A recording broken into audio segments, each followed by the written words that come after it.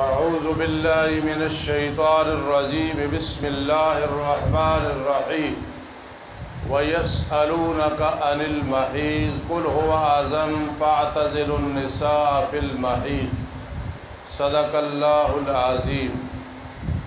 کچھ مسائل بیان ہو رہے ہیں جو ذو جہتین ہیں، دو جہتیں ہیں ان میں سے یہ پانچواں مسئلہ ہے حیض کے بارے میں۔ دو جہتیں ہیں، جہت تلذذ ہے کہ حیض کے دنوں میں صحبت کرنی، اس میں تلذذ بالجماع ہے، اور دوسرا جہت تلوث بالاعضاء ہے کہ گندگی کے ساتھ ملوث ہو جانا ہے، لہذا تلذذ نہیں لینا اور تلوث بالاعضاء سے بچنا ہے۔ اس لیے یہ کچھ مسائل ہیں جو ذو جہتین ہیں، ان میں سے ایک یہ حیض کے مسائل ہیں، جہت تلذذ، جہت تلوث بالاعضاء۔ سوال کرتے ہیں آپ سے حیض کے متعلق قل هو اذن، ارشاد فرما دو پیغمبر یہ تکلیف دینے والی چیز ہے۔ دوسرا معنی یہ گندگی ہے، پس کنارہ کرو تم عورتوں سے حیض کے دنوں میں۔ محیض مصدر میمی ہے، پس چھوڑ دو تم عورتوں کو حیض کے دنوں میں۔ دونوں ترجمے ٹھیک ہے، یعنی صحبت نہیں کرنی۔ ولا تقربوہن، اور تم نے ان کے قریب نہیں جانا۔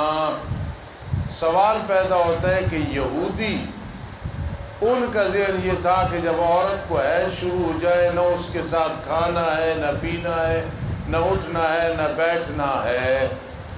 یہ تو یہودیوں کا طریقہ تھا۔ اور ادھر ہے وَلَا تَقْرَبُوهُنَّ، فرمایا اس قرب سے مراد ہے بالوطی والمجامعات، ان کے قریب نہیں جانا تم نے، یعنی وطی اور مجامعات کے ساتھ ویسے بیٹھنا، کھانا، پینا، یساکنونہن کرنا یہ جائز ہے، یہاں تک کہ وہ پاک ہو جائے۔ پس جب وہ پاک ہو جائے پس آؤ تم ان کو جہاں سے تمہیں اللہ نے حکم دیا ہے۔ توجہ کرنا، عورت کی اگر مدت ہے حیض کی 10 دن پورے ہو گئے، غسل نہیں کیا، پھر بھی مرد اس سے صحبت کر سکتا ہے۔ آگے احتمال کوئی نہیں کہ عادت بدل گئی ہو، دن زیادہ ہو گئے ہوں، 10 سے زیادہ حیض کی مدت نہیں ہے۔ اور اگر 6-7 دن ہے جی، پھر جب عورت حیض سے پاک ہو گئی، جب تک غسل نہ کر لے اس وقت تک خامد صحبت نہیں کر سکتا۔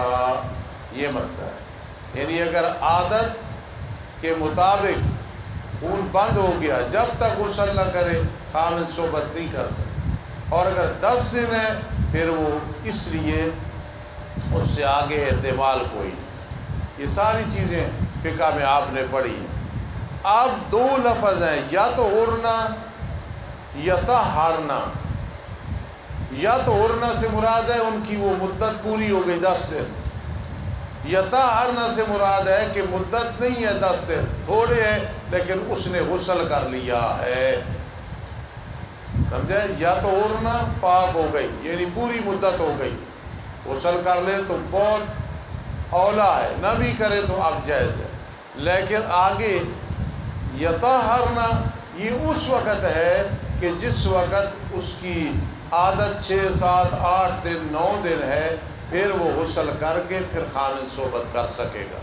مولانا ضروری توجہ کرو جو نئے ساتھی ہو، خاص کر ارشد حکیم، یہاں صنعت اختباق ہے۔ صنعت اختباق کس کو کہتے ہیں؟ پہلے جملے میں ایک لفظ لانا جو بتائے کہ دوسرے میں کیا حذف ہے، اور دوسرے میں لایا لفظ یہ بتائے کہ پہلے میں کیا حذف ہے۔ تو یا تو عرنا بتا رہا ہے کہ آگے طہورنا معذوف ہے، تطہرنا بتا رہا ہے کہ پیچھے یطہرنا معذوف ہے، اس کو صنعت اختباق کہتے ہیں۔ صنعت جی ایسے پرو دینا، ایسے خوبصورت بنا دینا، جال بچھا دینا، بات سمجھ آ جائے۔ مثال کے طور پہ ممتاز صاحب آ گئے، ان کے لیے لازم ہے داؤد کا آنا، ٹھیک ہے۔ غلاب آ گیا، اس کے لیے لازم ہے شہزادے کا آنا۔ پہلے آیا ممتاز تو میں سمجھ گیا کہ ادھر غلاب، ادھر داؤد ہے، ادھر میں نے غلاب کو دیکھا تو سمجھ گیا ادھر شہزادہ ہے۔ اب تو بات سمجھ آ گئی ہے۔ تو یہاں مولا یطہرنا بتا رہا ہے کہ آگے طہرنا معذوف ہے، ادھر تطہرنا بتا رہا ہے کہ یطہرنا ہے۔ سمجھے؟ یطہرنا اس وقت ہے کہ جب وہ غسل کی بغیر بھی صحبت کر سکے، اور یطہرنا اس وقت ہے خوب پاک ہونا، یعنی غسل کر لے، اور نہ قریب جاؤ تم ان کے یہاں تک کہ وہ پاک ہو جائے، وہ یتطہرنا، اور غسل کر لے۔ فَإِذَا طَهُرْنَا، جب وہ پاک ہو جائیں، یعنی وہ مدت 10 دن ہے، وَتَطَهَّرْنَا، اور دوسری صورت میں وہ غسل کر لے، بس آؤ تم انہیں جہاں سے اللہ نے تمہیں حکم دیا ہے۔ یہ مراد من القبل ہے، من الدبر نہیں ہے جی، اگلے راستے سے، پیشاب والے راستے سے نہیں، یہ ہے من حیث امرکم اللہ جی۔ کیوں؟ اس لیے کہ حدیث پاک میں اس چیز کی لواطت کی مذمت آئی ہے، وہ لڑکے کے ساتھ ہو، لڑکی کے ساتھ ہو، بیوی کے ساتھ ہو، سب حرام ہیں۔ تو فرمایا فَأْتُوهُنَّ مِنْ حَيْثُ أَمَرَكُمُ اللَّهُ، آؤ ان کے پاس جہاں سے تمہیں اللہ نے حکم دیا۔ بڑے بڑے لعنتی ملعون کذاب گزرے ہیں۔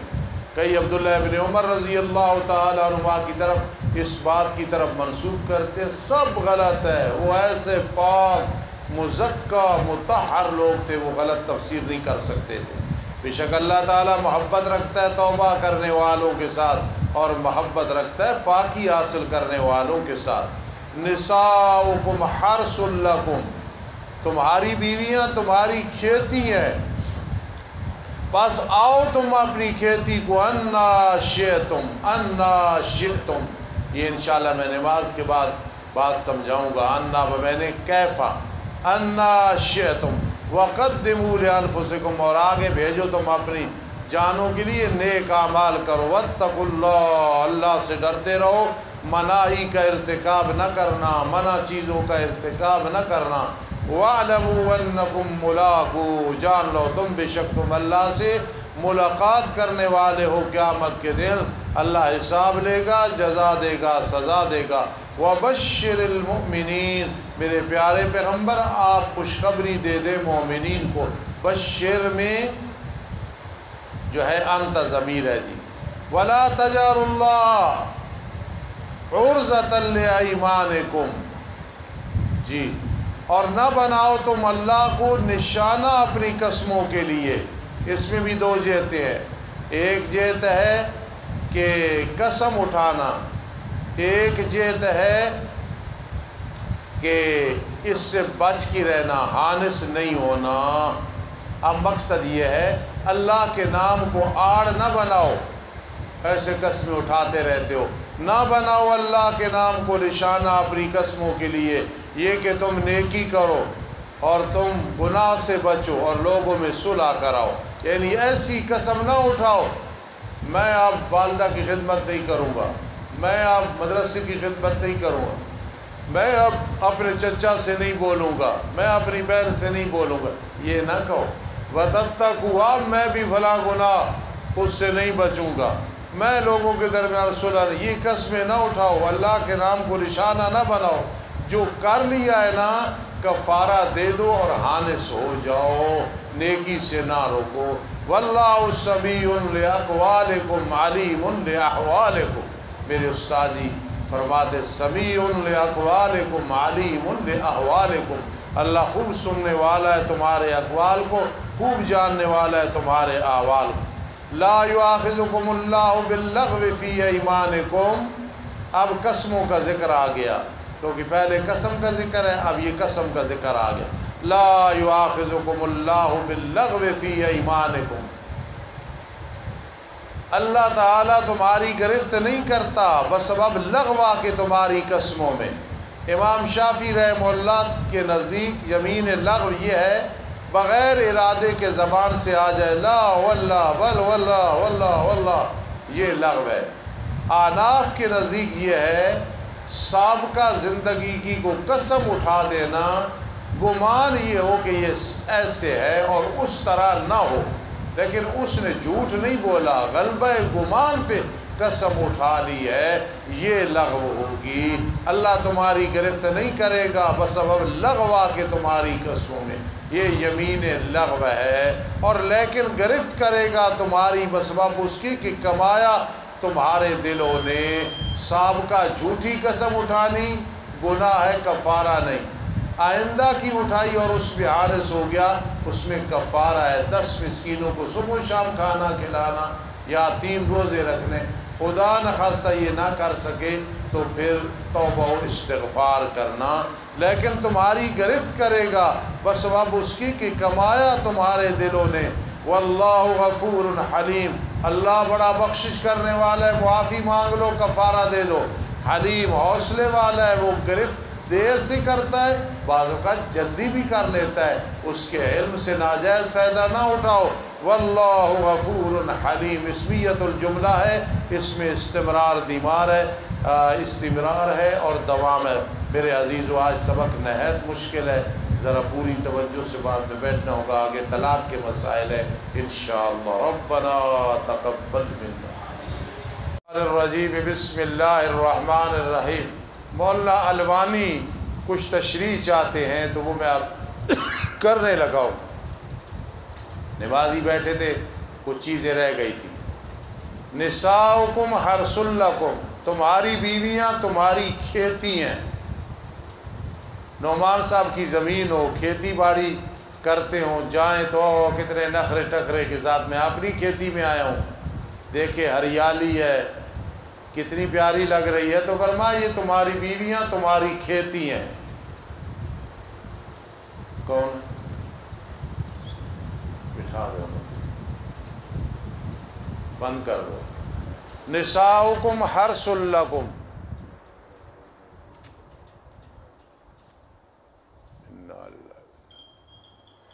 تمہاری بیویاں تمہاری کھیتی ہیں، پس آؤ اپنی کھیتی کو انا شئتم بمعنی کیف شئتم، جیسے تم چاہو، جیسے یہ استعارہ ہے۔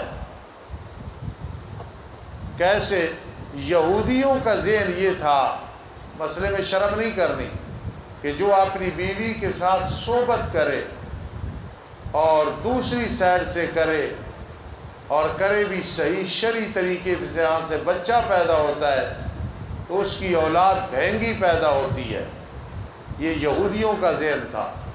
رب نے فرمایا نساؤکم حرث لکم، تمہاری بیویاں تمہاری کھیتی ہیں، پس آؤ اپنی کھیتی کو انا شئتم کیف شئتم، کیف شئتم جس طرح تم چاہو۔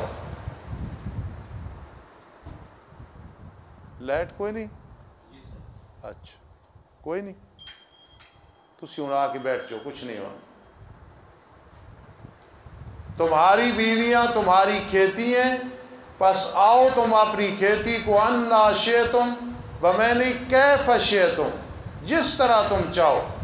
وہ لیٹ کی ہوں، وہ الٹی ہوں، وہ سیدھی ہوں، وہ بیٹھی ہوں، لیکن غلط طریقہ اختیار نہیں کرنا۔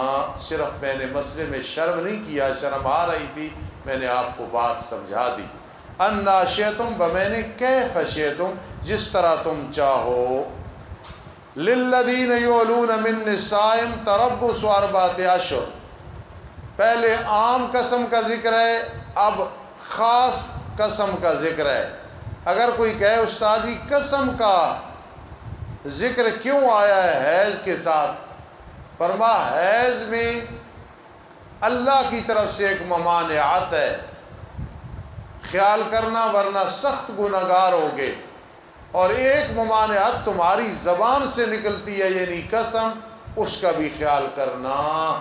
یعنی ایک چیز اس میں قبول عینی ہے اور قسم میں قبول غیری کہ تم نے اپنی زبان سے یہ بات نکالی ہے. للذین یعلون من نسائہم، ان مردوں کے لیے جو ایلا کرتے ہیں اپنی عورتوں سے، ٹھہرنا ہے 4 مہینے. یہ باب الیلا رات میں کل زور کے بعد قدوری میں پڑھ رہا تھا، بڑی اس میں تفصیل آتی ہے، بڑی تفصیل. جی ایک ہے کہ 4 ماہ سے کم 2-3 ماہ کی قسم اٹھانا، بیوی کو کہنا میں تیرے قریب نہیں جاؤں گا، یا کسی کو کہنا میں بیوی کے قریب نہیں جاؤں گا. یہ ایلا نہیں بنتا. پوری کر لی بات ٹھیک، ورنہ قسم کا کفارہ دینا پڑے گا، اس سے طلاق نہیں ہوتی. ایک ہے 4 ماہ میں اپنی بیوی کے قریب نہیں جاؤں گا، ایک آدمی کہتا ہے، یا 5-6 ماہ نہیں جاؤں گا. نہیں سمجھی بات عرفان؟ تو یہ ایلا ہے. اس میں وہ پوری کر دی تو ٹھیک، ورنہ طلاق ہو جائے گی، طلاق بائن. یہ سمجھانا مقصد ہے. للذین یعلون، ان مردوں کے لیے جو ایلا کرتے ہیں اپنی عورتوں سے، ٹھہرنا ہے 4 مہینے. پھر اس کی 4 قسمیں آتی ہے، لمبی تفصیل موجود ہے. 4 ماہ سے کم ایلا بنتا نہیں، 4 اور 4 کے بعد بنتا ہے. للذین یعلون من نسائہم، یہ خبر مقدم ہے، توجہ. 4 اشہر یہ مبتدا مؤخر ہے. یعلون اصل میں یفعلون تھا، یا کی حرکت نہ کر کے لام کو دی، التقاء ساکنین آیا، یا کو حذف کیا، یعلون بن گیا بر وزن یفعون. یعلون بر وزن یفعون، یعلیون تھا. تھوڑی سی بات اس لیے کرتا ہوں کہ آدمی جہاں بھی پہنچ جائے، بڑی چھوٹی کتابوں پہ صرف ناب کے بغیر گزارا نہیں، اس سے رابطہ رکھنا پڑتا ہے. تو یعلون من نسائہم یہ خبر مقدم ہے، تربص 4 دن مبتدا مؤخر ہے. پس اگر وہ رجوع کر لیں اس کے اندر تو فإن اللہ غفور الرحیم، پس بے شک اللہ تعالیٰ بہت بڑا بخشش کرنے والا، بہت بڑا مہربان ہے. اور اگر وہ ارادہ کریں طلاق کا کہ اب ایسے نہیں کرنا، میں نے قریب نہیں جانا، فإن اللہ سمیع علیم، جس وقت وہ نہیں رجوع کرے گا اب طلاق بائن واقع ہو جائے گی. یہ مقصد ہے فإن اللہ سمیع علیم. نہیں جائے گا تو کیا ہو جائے گی؟ طلاق. اور اگر جائے گا تو پھر قسم کا کیا دینا پڑے گا؟ کفارہ. والمطلقات یتربصن بانفسہن، خیال کرنا یہ خبر بمین امر کے ہے. طلاق والیاں اپنے آپ کو ٹھہرائیں 3 حیض تک. توجہ کرنا، جسے طلاق دی گئی ہے اگر اسے حیض آتا ہے تو 3 حیض ہے. حیض نہیں آتا، بڑی ہو گئی ہے تو 3 ماہ ہے. حمل ہے تو وضع حمل ہے اس کی عدت. اگر لونڈی ہے نا، لونڈی، اور اس کی یہ ثلاثت قروء نہیں ہوگا، اس کے 2 حیض ہوں گے. اگر لونڈی ہے اسے حیض نہیں آتا چھوٹے ہونے کی وجہ سے یا بڑھاپے کی وجہ سے، پھر اس کی جو عدت ہوگی وہ 1.5 ماہ ہوگی. بہرحال اس کی تفصیل موجود ہے، کوئی بات سمجھ نہ آئے تو پوچھ لیا کرو، اتنا سمجھانا ضروری ہوتا ہے. کوئی اعتراض اشکال ہو پوچھ لیا کرو. ولا یحل لہن، اور ان کے لیے حلال نہیں کہ چھپائیں جو اللہ نے پیدا کیا ان کے رحموں میں. عورت بتا دے جسے طلاق دی گئی، پیٹ میں بچہ ہے یا حیض کا خون آیا ہوا ہے، اگر وہ ایمان رکھتی ہیں اللہ اور دن آخرت کے ساتھ، کسی چیز کو بھلائے نہیں. اور ان کے خامد بعولتہن، یہ بال کی جمع ہے.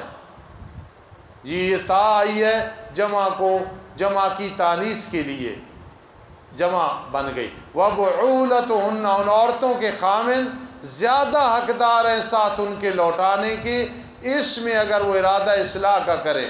ایک خامد نے عورت کو طلاق دی، 1 یا 2، عدت گزر گئی، نکاح تو ختم ہو گیا. اب یہ چاہتا ہے میں دوبارہ نکاح کر لوں کیونکہ طلاقیں 2 ہیں، یا ایک ہے 3 نہیں ہے، اور ایک اور کہتا ہے نہیں مطلقہ ہے لیکن مجھے اچھی لگتی ہے میں نکاح کرتا ہوں، تو اس میں حقدار پہلے خامند کا زیادہ ہے، اس سے زندگی کا کچھ حصہ گزرا ہے، ایک دوسرے کو دیکھا ہے، اس لیے وہی اس کے لیے بہتر ہے۔ ایک لطیفہ یاد آگے، بزرگ تھا، عالم نہیں، بزرگ تھا بوڑھا، اس کا لوٹا کسی طالب علم نے چرا لیا تو وہ روتا تھا، تو کسی نے کہا میں لوٹا لے دیتا ہوں، اس نے کہا نہیں وہ لوٹا اس نے میری شرمگاہ کو دیکھا تھا، میں نے اس کو دیکھا تھا، اب نئے لوٹے کی ساتھ رابطہ جوڑنا بڑا مشکل ہے۔ تو لوٹے کی فکر کرنے والا وہ بیوی کو کیسے کسی اور کے پاس بھیجے گا؟ اگر وہ ہو سکتا ہے تو وہ خود، اس لیے فرما ان کے خامد زیادہ حقدار ہیں ساتھ ان کے لوٹانے کے، اس میں اگر ارادہ کرے اصلاح کا۔ وَلَهُنَّ مِثْلُ الَّذِي عَلَيْهِنَّ بِالْمَعْرُوفِ، ان عورتوں کے لیے مثل اس کی ہے جو ان پہ ضروری ہے اچھے طریقے سے، اور مردوں کے لیے ان پہ فضیلت ہے، وہ اپنی جگہ پہ ہے۔ وَاللَّهُ عَزِيزٌ حَكِيمٌ، اللہ غالب حکمت والا ہے۔ سمجھانا مقصد ہے کہ مرد کے ذمے بھی عورت کے حقوق ہیں، ٹھیک ہے نا، عورت کے ذمے حقوق ہیں نا، ہم حدیثیں سناتے ہیں اس طرح رات گزر جائے تو اللہ کی لعنت برستی ہے جس پہ خامند ناراض ہے، تو اللہ فرمائے وَلَهُنَّ، ان عورتوں کے بھی حقوق ہیں مثل اس کے جو مردوں پہ ہے اچھے طریقے سے، جس طرح عورت نے حقوق ادا کرنے ہیں مرد نے بھی کرنے ہیں۔ قاری انعام اللہ کا جی چاہتا ہے میں جب گھر جاؤں تو میری بیوی بیٹھی ہو اور میک اپ کر کے، تو کپڑے اچھے پہن کے، پاؤڈر لگا کے، منہ سے بدبو نہ آئے، جی مسواک کر کے منہ کو صاف کر کے۔ قاری انعام اللہ پسند کرتا ہے نا کہ بیگم میری ایسے بیٹھی، جب جاؤں تو نظر آئے کہ چاند بیٹھی ہے، حور بیٹھی ہے، تو وہ بھی چاہتی ہے کہ قاری انعام اللہ صاحب آئے تو ادھر نسوار لگی ہوئی ہو، ادھر پسینے کی بدبو آ رہی ہو۔ اسے بھی پسند ہے کہ حضرت شہزادہ نظر آئے، جس طرح حضرت کو پسند ہے کہ وہ دلہن نظر آئے۔ قرآن یہ سمجھا رہا ہے، میں مذاق نہیں کر رہا۔ وَلَهُنَّ مِثْلُ الَّذِي عَلَيْهِنَّ بِالْمَعْرُوفِ، اس بیچاری کے پسینے سے تھوڑی سی بدبو آئی تو تھپڑ مارنے کے لیے تیار ہو گیا، اور اس سے گندگی کی بدبو آئے اسے نہیں محسوس ہوتا ہے۔ دونوں طرف سے دیکھنا ہے کہ تاکہ اس کی بھی جذبات ہیں، قاری انعام اللہ کی بھی جذبات ہیں۔ اب میرے خیال بات سمجھ آ گئی، اور کوئی آئی ہے نہیں، آ گئی ہوگی۔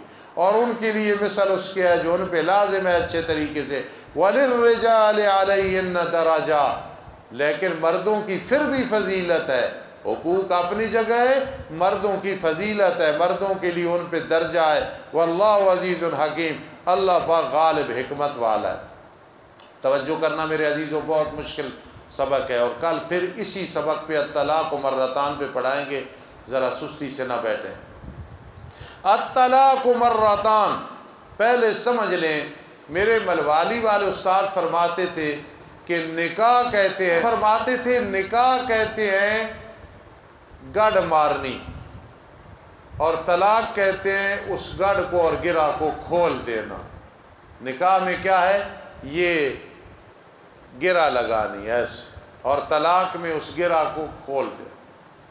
طلاق احسن یہ ہے کہ بیوی حیض سے پاک ہوئی، اس میں جماع نہیں کیا، اس کے ساتھ ایک طلاق دے دی، بس کافی ہے، یہ احسن طلاق ہے۔ اور ایک طلاق حسن ہے جس کو سنت بھی کہتے ہیں، کہ ایک طور میں طلاق دی، پھر اگلے طور میں دی، پھر ضرورت ہے تو اگلے میں دی، ورنہ طلاق دو ہی کافی ہیں، تیسری طلاق نہیں دینی چاہیے۔ اس میں چانس نہیں رہتے دوبارہ نکاح کے، جب تک کہ وہ اور کسی سے نکاح نہ کرے جس کو حلالہ کہتے ہیں، وہ پھر خوشی سے نہ چھوڑے۔ اور 3 طلاقیں اکٹھی بیک وقت دینا، یہ طلاق بدعت ہے، گناہ ہے، لیکن واقع ہو جاتی ہے۔ بہرحال یہ بات سن لیں، الطلاق مرتان، طلاق 2 دفعہ ہے، یعنی سنت کے مطابق جو طلاق ہے وہ یہ ہے کہ اکٹھی نہیں دینی، بلکہ جو ہے طلاق ایک دینی ہے، پھر دوسری دینی ہے، اگر تیسری کرے گا تو مغلظہ بن جائے گی۔ تو اب معنی کریں گے طلاق 2 دفعہ ہے، مرتن بعد مرتن، یعنی اکٹھی نہیں دینی۔ ایک معنی یہ ہے طلاق اکٹھی 1 2 سوچو پھر دو۔ دوسرا جو معنی ہے، دونوں معنی ٹھیک ہیں، دوسرا معنی ہے طلاق 2 ہی ہیں، تیسری نہ دیا کرو۔ اسی لیے بعض ائمہ فرماتے ہیں تیسری طلاق ہے ہی کوئی نہیں، لیکن میرا خیال میں ان کا مطلب یہ ہے کہ تیسری دینی نہیں چاہیے، یہ مطلب ہے الطلاق مرتان۔ یہ امتحان ہونا اللہ دی طرف ہونا، آدمی صبر کرے، پریشان نہ ہو، جی ادھر اہم سبق ادھر بند ہو رہا، پریشان نہ ہو، کوئی بات۔ الطلاق مرتان ایک معنی کیا ہے؟ طلاق 2 دفعہ ہے سنت کے مطابق، اکٹھی نہیں دینی۔ دوسرا معنی کیا ہے؟ طلاقیں 2 ہیں، تیسری دینی ہی نہیں ہے۔ فَإِمْسَاكٌ بِمَعْرُوفٍ، اب 2 کے بعد اچھے طریقے سے روک رکھنا ہے، رجوع کر لے۔ ابھی عدت نہیں گزری، تو میری بیوی ہے، بوسہ لے لے، صحبت کر لے، نکاح کی ضرورت نہیں۔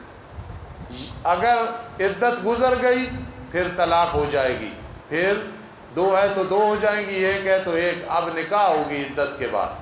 یا جدا کرنے اچھے طریقے سے۔ میرے عزیزو، حفیظ اللہ صاحب، بعض کہتے ہیں یہ تیسری طلاق ہے، اور تصریحٌ بإحسان، کہ چھوڑ دو اچھے طریقے سے، لیکن یہ طلاق نہیں ہے، اختیار ہے۔ اور علم معانی میں امساکن تصریحٌ یہ طباق اور تضاد ہے، ذہن میں رکھنا، اور تقابل بھی ہے جی۔ اور تمہارے لیے حلال نہیں کہ پکڑو اس سے کہ تم نے انہیں دیا ہے کچھ بھی، جو حق مار دیا ہے، جو سوٹ دیے ہیں، اب واپس کر، طلاق ہو گئی، چھوڑو، مگر یہ کہ ڈر کریں کہ اللہ کی حدوں کو قائم نہیں کر سکیں گے، پھر بے شک خلا کرو، بدلے میں وہ چیز لے لو، حق مار جو دیا تھا وہ عورت واپس کر دے، وہ اور چیز ہے جی۔ پس اگر تمہیں ڈر ہے حاکموں کے خامد بیوی اللہ کی حدوں کو قائم نہیں کر سکتے، اور بیوی کہہ رہی ہے خامد کو کہ کچھ بدلہ لے لے، یا حق مار معاف کرتی ہوں، یا واپس لے لے، میری جان چھوڑ دے، اس کو خلا کہتے ہیں۔ اس کو کیا کہتے ہیں؟ خلا۔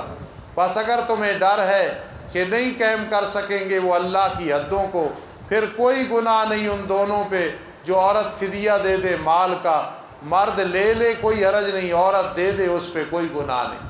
لیکن اگر زیادتی عورت کی ہے تو مرد وصول کرے، تنگ یہ کرتا ہے اور وہ جان چھڑانے کے لیے خلا کرا رہی ہے، پھر اس سے کچھ نہ لے، ایسی جان چھوڑ دے۔ یہ اللہ کی حدیں ہیں، پس تم ان حدوں کو تجاوز نہ کرو، اور جس نے بھی تجاوز کیا اللہ کی حدود سے، پس یہی لوگ ظالم ہیں۔ میرے عزیزو سننا، 2 طلاقیں ہیں، اب تیسری طلاق کا ذکر آیا ہے کہ تیسری ہو جائے، چاہے اکٹھی دی 3 طلاقیں یا علیحدہ علیحدہ دی ہیں، جب تیسری طلاق ہو جائے، یاد رکھنا پھر وہ عورت کسی صورت میں اس مرد کے لیے حلال نہیں۔ عدت گزرنے کے بعد کسی سے نکاح کرے، وہ اپنی خوشی سے چھوڑ دے، پھر اس کے بعد وہ حلال ہے، ورنہ نہیں حلال۔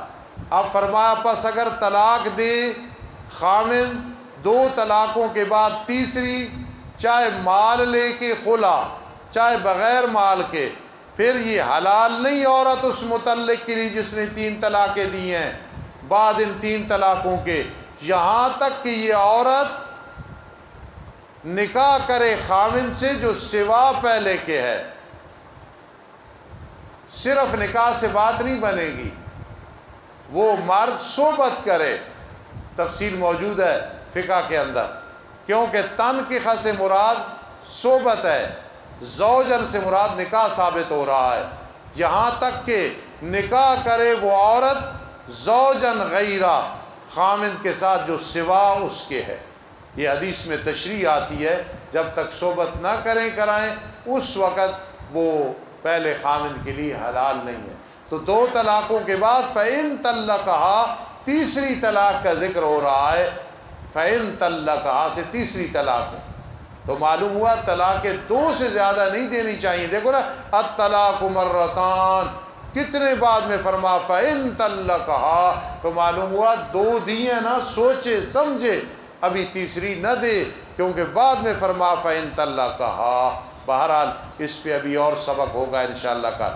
پس اگر دوسرا خاوند صحبت کرنے کے بعد خوشی سے طلاق دے دے، پھر ان دونوں پہ کوئی گناہ نہیں، یہ کہ رجوع کریں اگر وہ گمان کرتے ہیں کہ قائم کر سکیں گے اللہ کی حدوں کو۔ اگر کوئی اس طرح نکاح کرتا ہے کہ یار فلاں کے لیے حلال ہو جائے، صرف اس لیے کر رہا ہے، پھر چھوڑ دیتا ہے، معذون، اسے ثواب ملے گا، اسے اجر ملے گا، اس نیت سے کر کے چھوڑ دیے۔ چکر کی وے بھائی جی، پھر ان پہ کوئی گناہ نہیں کہ رجوع کریں، کوئی بات نہیں۔ پس اگر طلاق دے دے دوسرا خامد اس کو، آج تو بجلی ایسا طلاق دے رہی، پریشان نہیں ہونا۔ پس اگر طلاق دے دے دوسرا خامد، بسم اللہ الرحمن الرحیم۔ اگر سننے والوں کو کچھ دشواری محسوس ہو تو آج لائٹ خراب کر رہی تھی اور سولر، اس لیے بار بار سپیکر بند ہو جاتا تھا بھائی۔ اعوذ باللہ من الشیطان الرجیم، بسم اللہ الرحمن الرحیم۔ الطلاق مرتان، طلاق کے 2 دفعہ ہیں، پھر اس کے بعد روک کے رکھنے اچھے طریقے سے یا جدا کرنے اچھے طریقے سے، اور نہیں حلال تمہارے لیے خامدوں کے پکڑو اس سے کہ تم نے ان عورتوں کو دیا ہے کچھ بھی، ہاں مگر یہ کہ ڈر کریں کہ وہ اللہ کی حدوں کو قائم نہیں کر سکیں گے، پھر خلا کر لیں۔ پس اگر تمہیں ڈر ہے کہ وہ قائم نہیں کر سکیں گے اللہ کی حدود کو حاکموں، پھر ان پہ کوئی گناہ نہیں کہ عورت فدیہ دے دے، بدلہ دے دے، یہ اللہ کی حدود ہے، پس ان سے تجاوز نہ کرنا، کراس نہ کرنا، اور جس نے بھی تجاوز کیا اللہ کی حدود سے پس یہی لوگ ظالم ہیں۔ پس اگر طلاق دے دے خاوند اس عورت کو 2 کے بعد تیسری، پیسے لے کے خلا، بغیر پیسوں کے یعنی بغیر خلے کے، پھر یہ عورت اس متعلق ثلاث کے لیے حلال نہیں بعد اس کے، یہاں تک کہ یہ نکاح کرے خاوند سے جو سوا اس کی ہو اور پھر صحبت بھی کرائے۔ پس اب اگر دوسرا خاوند طلاق دے دے اس کو، کہ غلام خان نے طلاق دے دی، نکاح کیا تھا، طلاق دے دی اس کو، پھر ان پہ کوئی گناہ نہیں پہلے خاوند اور اس عورت پہ کہ آپس میں رجوع کر لیں، یعنی نکاح کر لیں اگر گمان کرتے ہیں کہ اللہ کی حدوں کو قائم کر سکیں گے، اور یہ اللہ کی حدود ہیں، اللہ انہیں بیان کرتا ہے اس قوم کے لیے جو قوم جانتی ہے۔ وَإِذَا طَلَّقْتُمُ النِّسَاءَ، جب تم طلاق دو عورتوں کو، 2 طلاقیں دیں، پھر وہ عدت کے قریب ہوں، ابھی عدت گزری نہیں ہے، پھر ان کو روک کے رکھو، رجوع کر کے بوسہ لے لو، تو میری بیگم ہے، صحبت کر لو اچھے طریقے کے ساتھ، یا جدا کر دو اچھے طریقے سے، عدت گزرنے دو، 2 طلاقیں ہوئی ہیں، چھوڑو اس کو، تمہیں کوئی اور مل جائے گی، اس سے کوئی اور مل جائے گا۔ وَلَا تُمْسِكُوهُنَّ، لیکن ان کو نہ روک کے رکھو کہ رجوع کر لیا اب میں ایسے سیدھا کروں گا، نہ روک کے رکھو ان واسطے تکلیف دینے کے تاکہ تم زیادتی کرو، اس لیے رکھنا ہے تو اب پیار سے پھر اسے رکھو۔ تمہارے پاس 1 طلاق رہ گئی ہے، 1 دو گے، چاہے 40 سال کے بعد 2 وہ اور یہ 1 پھر 3 ہو جائے گی، چاہے صدی کے بعد دو گے، یہ اس کے ساتھ لائق ہوگی۔ فقہ میں آپ پڑھ رہے ہو اور پڑھو گے، اور بائن، سری، جتنی طلاق کی قسمیں ہیں، کون سی کون کے ساتھ لائق ہوتی کون نہیں، وہ ساری تفصیل موجود ہے، یہاں چونکہ ترجمہ ہے ضروری باتیں سمجھانی ہے۔ اور جس نے بھی یہ کام کیا، روک کے رکھا بیوی کو محض اس لیے تنگ کروں گا، پس تحقیق اس نے اپنی جان پہ ظلم کیا۔ وَلَا تَتَّخِذُوا آیَاتِ اللَّهِ هُزُوًا، اور نہ پکڑو تم اللہ کی آیات کو مذاق، کہ عمل نہ کرو، یہ نہ کرو۔ وَاذْكُرُوا نِعْمَةَ اللَّهِ عَلَيْكُمْ، یاد کرو اللہ کی نعمت کو جو اللہ نے تم پہ بھیجی ہے، رسول بھیجے اور انسان بنا کے بھیجے تاکہ تمہارے لیے افہام و تفہیم آسان ہو، اور جو کچھ تم پہ اتارا گیا کتاب سے اور حکمت سے وہ بھی اللہ کی نعمت ہے، اس کو یاد کرو۔ اللہ تمہیں اس کے ساتھ نصیحت کرتا ہے، وَاتَّقُوا اللَّهَ، اور تم اللہ سے ڈرتے رہو، وَاعْلَمُوا، اور یقین کر لو، مادہ علم کے بعد چونکہ انا آتا ہے، اور یقین کر لو بے شک اللہ تعالیٰ خوب جاننے والا ہے۔ طلاق دے کے نہ کہو نہیں جی میں نے تو 1 دی تھی، نہیں جی تو میری تو نیت یہ تھی، وَاعْلَمُوا یقین کر لو حیض کے مسائل، ایلا کے مسائل، قسم کے مسائل اور طلاق کے مسائل، رجعت کے مسائل، عدت کے مسائل، نکاح کے مسائل، دنیا کو مطمئن کر لو گے جھوٹ بول کے۔ وَاعْلَمُوا یقین کر لو ان اللہ بِكُلِّ شَيْءٍ علیم، بے شک اللہ تعالی ساتھ ہر چیز کے خوب علم رکھنے والا ہے۔ انشاءاللہ العزیز کل اسی پہ کچھ تفصیل ہوگی اور وہ بہت اہم ہوگی، پہلے ہی اپنا ذہن بنا لیں۔ اللہ توفیق نصیب فرمائے۔ الحمدللہ رب العالمین والصلاة والسلام علی رسولی محمد وآلہ واصحابہ اجمعین۔ ربنا آتنا فی الدنیا حسنہ وفی الآخرۃ حسنہ وقنا عذاب النار۔ ربنا ظلمنا انفسنا وإن لم تغفر لنا وترحمنا لنكونن من الخاسرین۔ ربنا ولا تحملنا ما لا طاقة لنا به ربنا ولا تحملنا ما لا طاقة لنا به واعف عنا واغفر لنا وارحمنا أنت مولانا أنت مولانا أنت مولانا أنت مولانا أنت مولانا ارحم لنا أنت مولانا ارحم لنا أنت مولانا أنت مولانا أنت مولانا أنت مولانا أنت مولانا أنت مولانا أنت مولانا ربنا ولا تحملنا ما لا طاقة لنا به واعف عنا واغفر لنا وارحمنا وارحمنا وارحمنا أنت مولانا أنت مولانا فانصرنا على القوم الكافرين يا حي يا قيوم برحمتك نستغيث يا حي يا قيوم برحمتك نستغيث۔ قاری شبیر صاحب وغیرہ جنہوں نے بیماروں کے لیے کہا تھا، اللہ ان سب کو شفا عطا فرما۔ اللہ ہماری بیماریاں اپنے فضل سے دور فرما دے، ہر روحانی جسمانی بیمار کو شفا دے دے۔ اللہ باران رحمت نازل فرما۔ اللہ میرے ادارے کے ساتھ جو لوگ جس لحاظ سے تعاون کر رہے ہیں جزائے خیر عطا فرما۔ جو یہ سبق سن رہے ہیں اللہ علم نافع عطا فرما، برکات نصیب فرما۔ آمین یا رب العالمین برحمتک یا ارحم۔